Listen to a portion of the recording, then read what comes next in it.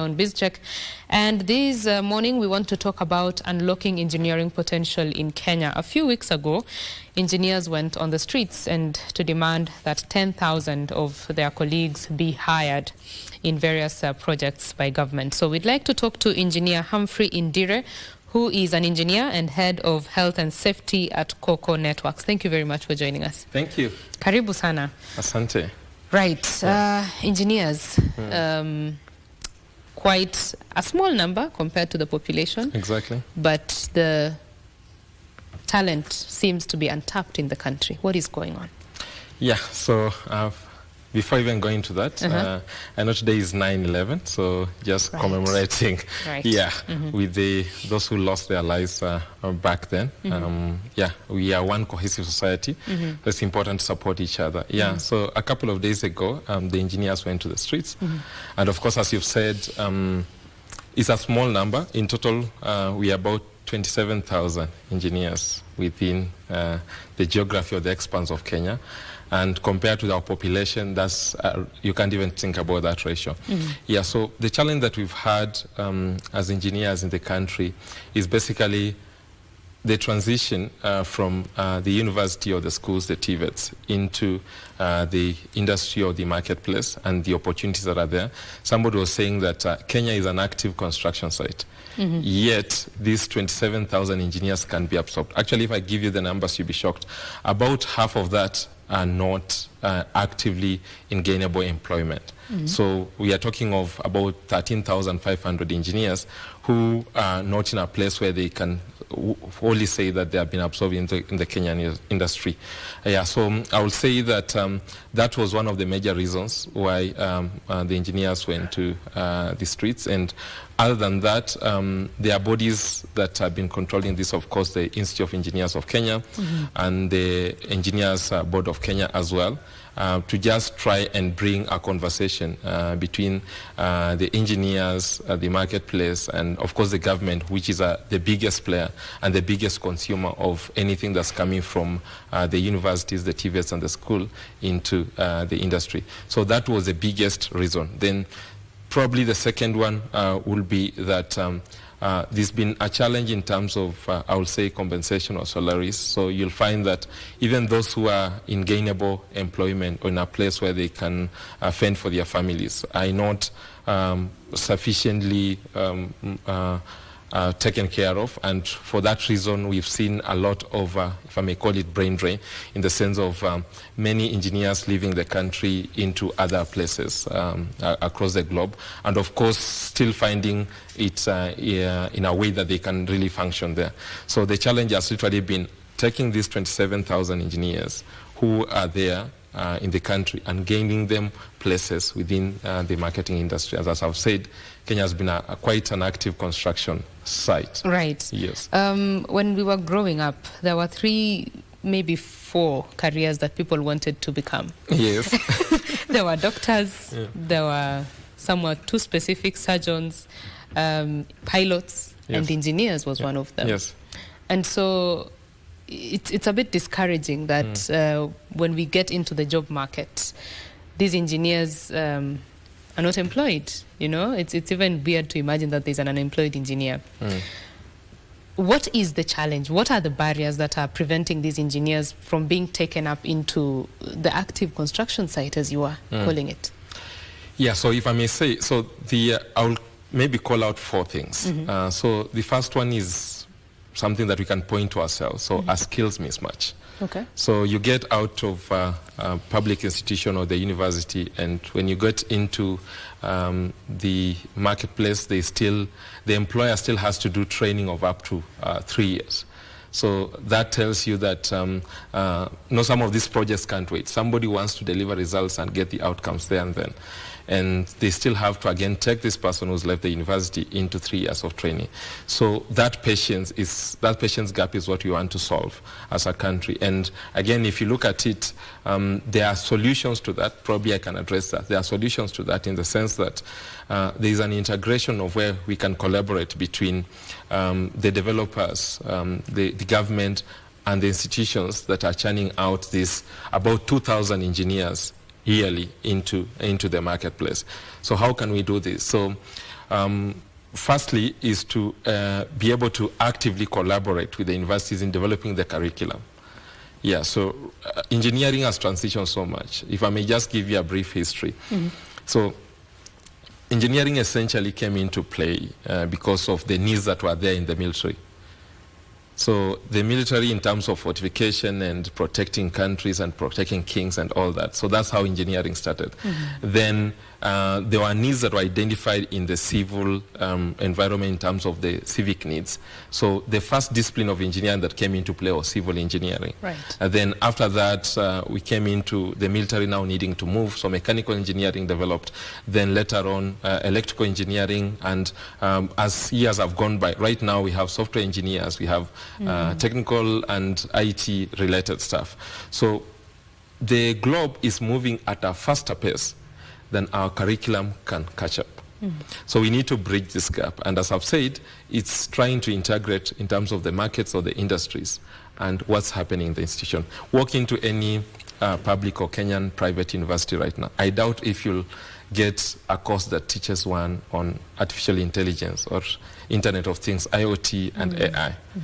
So we have young men out there who will actively learn this through maybe open public forums or forums out there in the internet, and you'll see them coding and coming up with these things and being able to develop faster than probably what can be taught in the university. So that skill gap needs to be addressed. And the other bit that we can do as a nation, because when you're talking of a nation, you're pointing to ourselves, is I'm a product of Jomo Kenyatta University of Agriculture and Technology, JKUAT.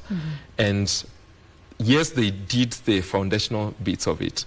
But again, some of the things that I think that have been done well but can be done better is how the institutions integrate with industries. We've just had a very good conversation here on food fortification. And you had the challenge that a young person leaving the university probably is not able to put together the resources that are required to go and start a small micro-business enterprise, or in this particular context, get gainful employment or start their particular own company. So we have to challenge the universities in terms of sending out, whether it's internships or just mutual collaboration with companies. I work at Coco Networks, and some of the things that we've done is actively collaborate with the university, not just local but international universities. So from local schools, from primary schools to even the secondary schools to universities, we've been able to collaborate, and that reduces the skill gap. Because when I'm studying thermodynamics, let me quote what I understand as a mechanical engineer. Right. When I'm studying thermodynamics or fluid mechanics in the university, then I jump into the workplace and I'm looking for something that looks like thermodynamic to solve. And I'm being referred to Adassi's equation that was rather put together in the 1930s. Might not particularly apply to the current situation, because you're looking at an active situation where somebody wants real-time results.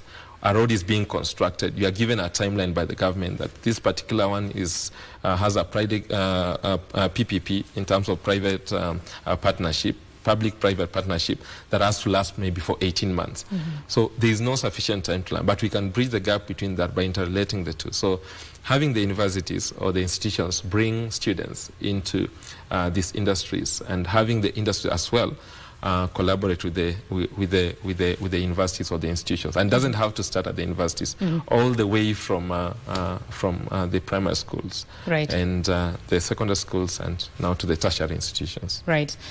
You almost lost me with the Adassi's equation. No, but I get what you're saying. Yes. I'd like to just delve more into the dynamic of the learning institutions. Yes. Engineering is, you're supposed to be innovating, you know, exactly, and creating things and coming up with solutions. Yes. And so I'm wondering, is it that when engineers are in school and maybe they're coming up with solutions, first of all, are they coming up with solutions?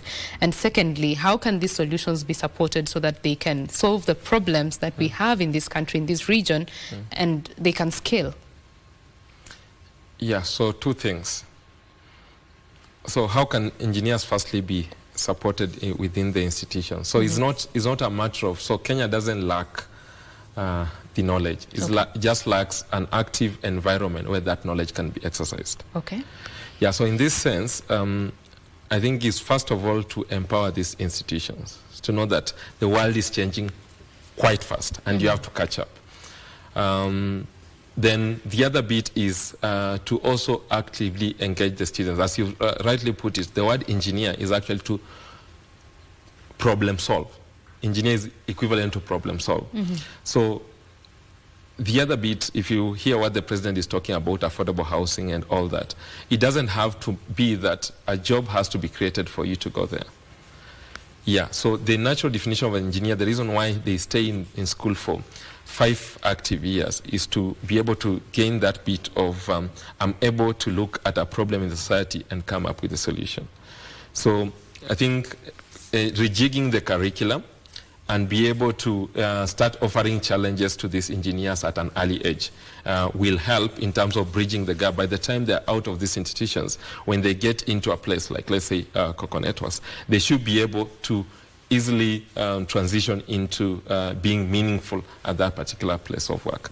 So the challenge is just trying to narrow the gap between where the problem is and where the solution is. The problem is in terms of what the industry needs, the companies and the public, and the solution is in the student being informed or being exposed to these things early enough. Yeah. Is it, before we go to other challenges that they are facing, the funding bit of it, because I was reading somewhere that in the Silicon Valley, those innovations that come up there's a lot of funding that is pumped there. But like 90% of that money is lost because the innovation does not, get market uptake or cannot scale. So there's a lot of money that is pumped so that by the time you're having these 3 or 4 big innovations now, being big in the world and being unicorns, there's a lot of money that has been spent. What is the funding situation for Kenyan engineers? Not necessarily software, but even this other side. Yeah, so there is no limit of funding. The problem comes in the sense of how the funding is used. Okay. And the image that you portray, firstly as a country and as engineers locally. Then that now that has a domino effect in terms of what happens in the timeline of that project. Let me just give you quick examples. Sure. We've had this Nairobi Expressway, right? You can really enjoy it from restaurants all the way to Mlolongo. Now, there's a road beneath Nairobi Expressway. I'm not so sure if you'll enjoy it as much. Enjoyment does not exist. Exactly. Yeah. Reason being that at times we don't fully conceptualize what we are getting ourselves into. Okay. So we may have the Usahihi project that is now like almost being launched. I think there's some pullback from the investors because we had not fully conceptualized how much this project will cost. And you end up finishing a project or getting to 70% of the project and the money is exhausted. So it starts from the bit of the initiation and the ideation of the project. You have to properly look at it, scope it properly. So the challenge starts from the time of scoping and planning, where either it's inadequately funded or during the progress of the project at the uptake, there are so many other stakeholders that come into play. So you find that either through corruption, that money is used for reasons that's not there, that are not particularly used. So a quick example is you may find that on a particular government projects or other industry projects, there's one consortium that has been given like 8 big projects. And that denies opportunities for others. And again, you find that this consortium is linked to other government or other particular bodies that are not particularly supposed to be on the project. So you have so many consultants on the project that end up eating bulk of the money that's meant for that project. Then you find that you're only left probably with 50-30% of the money that's supposed to be used on that project. So you end up with halfly baked projects that now lead to frustration. And when the funder now sees that the money that we had advanced, let's just give an example. So the World Bank or the American government has given this $135 billion for the Usahihi project, let's say, or the Nairobi Expressway. Then you find that by the time you are getting 70% of the project, the money is wholly consumed. So you gaining back the trust of this investor becomes difficult. So those are some of the problems that we now need to help both the government and the private sector close. Yeah. And right, go ahead. Yeah, so I've been part of and parcel of this, not just locally, because I've had the opportunity and by God's grace been able to travel and work with people outside. So you find a country like Germany. So Germany has a policy that's called dual learning. So by dual learning, what that means is that you are able to actively pick the lessons within the project. You don't wait for the project to fully stall, but you're actively able to pick the things that affect the project and solve as the project progresses on. Right. So be it revising the scope, revising the budget and all that, and getting away unnecessary people that don't have to be part of the project helps so much in gaining the trust and being able to deliver projects that gain public trust. Like right now, if I was to ask you that we'll be putting a road, we'll be redoing the Harithuku Road and into maybe a dual carriageway or something like that, and we are giving to, let's say, a Kenyan contractor, even just from a public image, you'll have issues with trusting that this project will be completed within time. But when sometimes we outsource to another entity and it's managed at that level where not many local persons are involved, then the projects move faster. So that points to something that we need to solve as a country. Right. You've mentioned Kenyans being trusted with these projects. Yes. There was a quota that was set by the government for these international companies to be able to give local contractors. Yes. Is that being followed to the best of your knowledge? Harshly, no. Yes, reason being, so we have two bits where the government asks these international contractors or consortiums or companies that as the project starts, it's important, and this helps again in developing local talent, to onboard the local contractors or the local engineers onto this project. But that at times never happens. So you end up with what I may call passport engineers fully on the project. If there is a work that can be done by an artisan is like in the engineering profession, the lowest level. You may refer to it as mutu wa mkono in street terms. So you find that the work that can be done by that person is being done by somebody who's been brought into the country. It's not a bad thing per se, but if they are able to work together, they'll be able to uplift these other people. So that needs to be done in a more better and more rigorous ways, and we need to work on our policies, and I'll talk to that a little later. Our policies and regulatory framework in terms of how we are able to solve for that. There are people who've already done this very well, and we have private companies, the likes of Unilever, where I'm coming from, Coco, where they have been able to integrate this so well. And we can have a merger between the private industry and the government to be able to lock out, to take care of this problem, because still the government is the biggest employer in this space. So if you have to solve that problem, then we go where there is highest impact, which is government projects. Right. You're saying you'll talk about it later. Let's talk about it now. Okay, let's deal with it now. Yeah, the policy and regulatory environment. How can that be tweaked, changed, or even supported to ensure that we are building the local talent? Yeah, so in terms of the policy and regulatory framework, as a country, I will say, of course, we've set up institutions all the way from the ministries in the government to the agencies, to the various public sectors, to the various institutions that run these engineering bodies. So the first big bit is there's a big overlapping of mandates. So you find that the Ministry of, let's say, Infrastructure or Transport is doing almost the same thing as Ministry of Energy and Petroleum. And there's a lot of overlapping mandate. The Ministry of Environment is also there. So you find a lot of layerization that we can sort. So first of all, we need to clearly stipulate the scope where each of these regulatory bodies or the ministries lie. So we solve the problem from the top.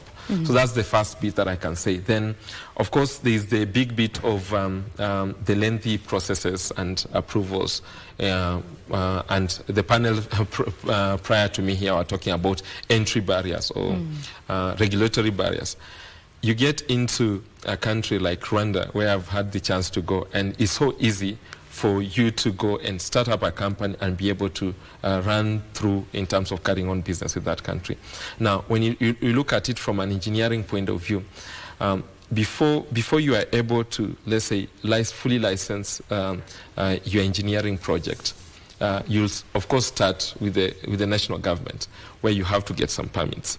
You come to the county government, where you get permits. You come to the Ministry of Environment, where they'll ask you for the environmental social impact assessment or environmental audits that have to be done.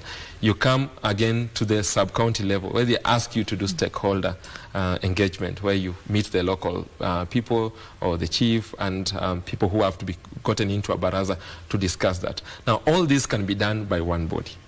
So we have to agree as a nation, and probably I know there are many other engagement forums that are coming out of this one that's coming in another about 2 weeks, where we have, like, let's bring all this under one umbrella. So be it the county government, then let's all know that it's the county government that will take care of this. I don't have to be asked to do something by the county government.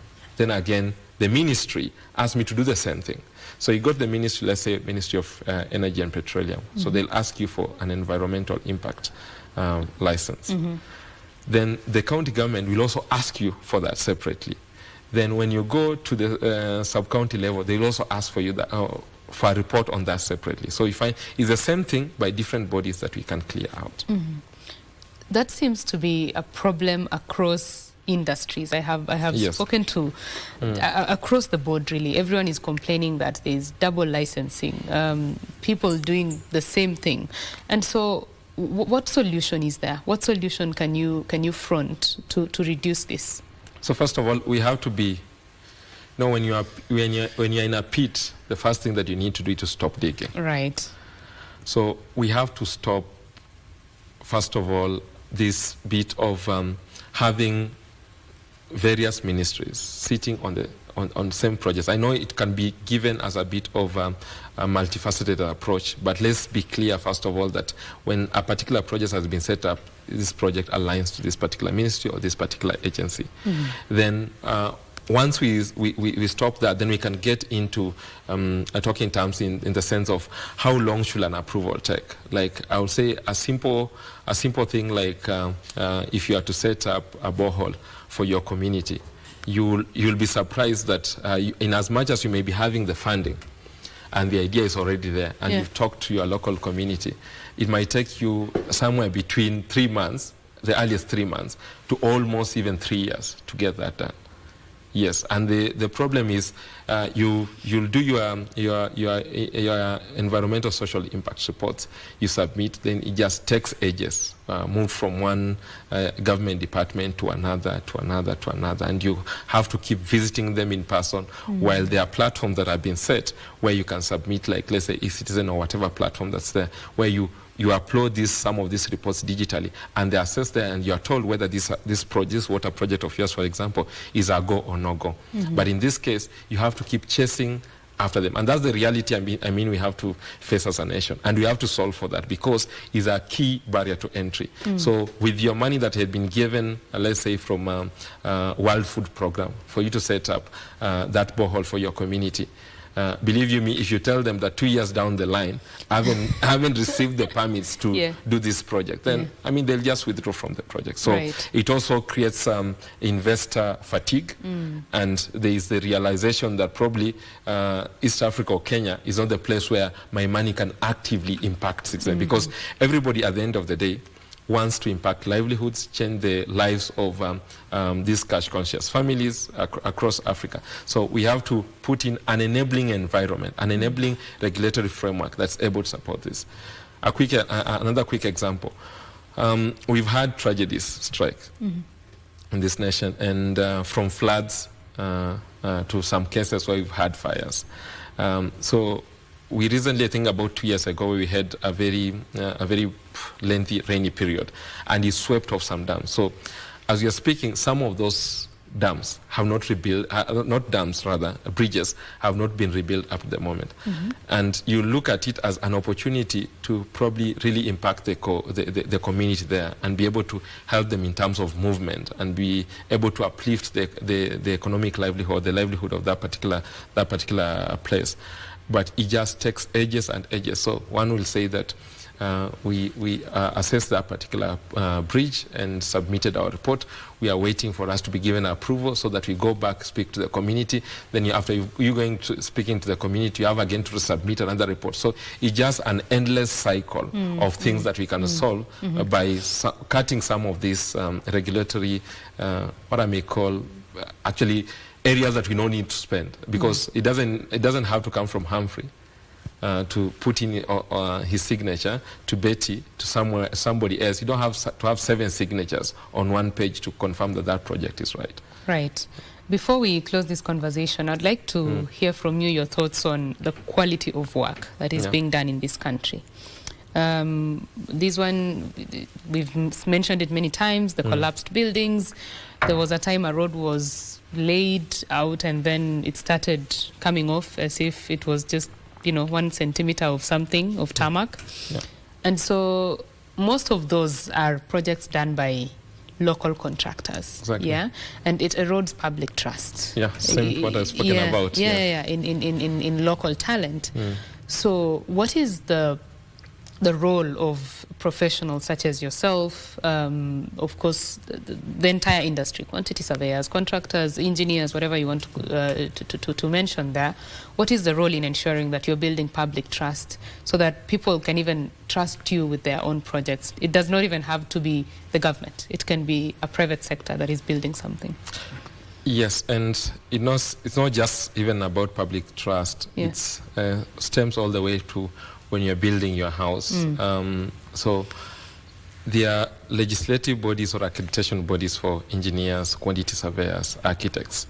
Be it every profession in the big professional field of engineers. So first of all, the big bit is engaging somebody or engaging an entity that is fully licensed. So that's something that you have, as a developer, you have to check that. So some of us quickly rush to the cheapest contractor, the cheapest engineer, or the cheapest architect, who will probably draw for you up that project, and you'll be able to say that I've saved a lot of money. So if you're asked how much did this house cost, you say, no, it actually just cost me 1.5 million. While in the retro sense, a licensed quantity surveyor will tell you that this house will actually cost you 5 million. They say, I don't have that. So that means that we are taking shortcuts, not just from the engineers, for even a developer's point of view. So we want to get a Lamborghini at the cost of a tuk-tuk, not disrespecting a tuk-tuk, but in the real sense that we are cutting corners from the word go. So once you want to get this particular project at a cost that's not feasible, and of course, there should be integrity from an engineer's point of view, because we are licensed by EBK, that's Engineers Board of Kenya, and again checked by IEK, Engineers Institution of Kenya. You should be, from an engineer's point of view, you should be able to advise a client and you should be able to say no to some things. So it starts with integrity from the professionals that are involved on that particular project. And again, to the safety bit, of course, that is very critical. So there are elements when a structural engineer tells you that this building is not safe, and they come and mark on that particular building X, then you insist as a developer to go behind the scene and you want to tell this engineer, can you cut corners, can you do this, or this particular county government bodies that have told you that you cannot go on with this project, or this building is already leaning. Then you are insisting as a developer that I must progress, and you find that corruption is involved, where the engineers actually themselves are bribed. So from the developer's point of view, the point of integrity of the engineers, and again to the inspection bodies, because there is no project in the country that's not licensed for completion and until government is fully signed it off. Right. Yeah. Well, allow me to end the conversation there. You can already hear the jingle there just telling me to get out of studio. Yes. I have been speaking with Engineer Humphrey Ndire, who is the head of health and safety at Coco Networks, talking about just how to ensure that the local engineering talent is tapped for the growth of Kenya's economy. That's all for BizCheck this morning. Thank you very much for joining us. My name is Betty Kiptum, and my colleague Caroline Njoroge was with me in the first hour, and that is Byron Abuli there on the sign language interpretation. Thank you very much for staying with us. Have yourself a lovely day and enjoy the rest of your viewing. Bye-bye.